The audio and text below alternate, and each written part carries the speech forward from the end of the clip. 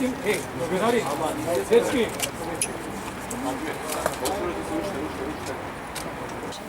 know that this was a long and difficult process. It required sacrifices of both parties. It required sacrifices not only of Macedonia but also of Greece. We talked at length today in all of my meetings about the upcoming referendum.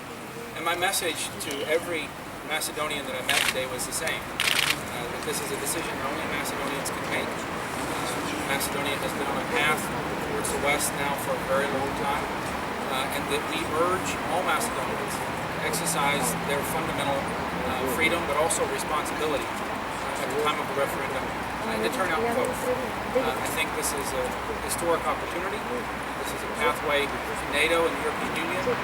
It's in Macedonia's interest to have its citizens make sure their voices are heard. I don't think this is a moment in history when you want your voice to not be heard.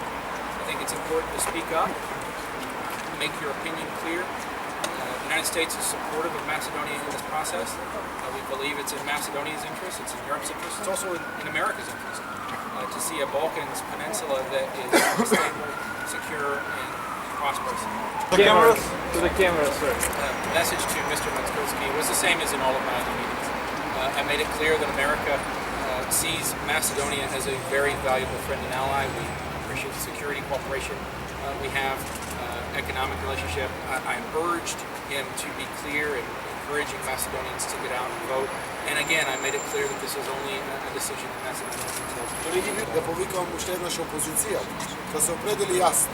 Иднината на нашата земја ги повикува сите. Неодговорноста и непрепознавање на историската шанса не се патриотски постапки, не се постапки на лидери. Ни треба лидерство да се препознае моментот. Знаеме дека на нашиот пат не сме сами. Изразувам голема благодарност до нашите сојузници и стратешки партнери, Соединетите Американски држави. Подршката од Америка е инспирација и знак дека сме на вистинскиот пат.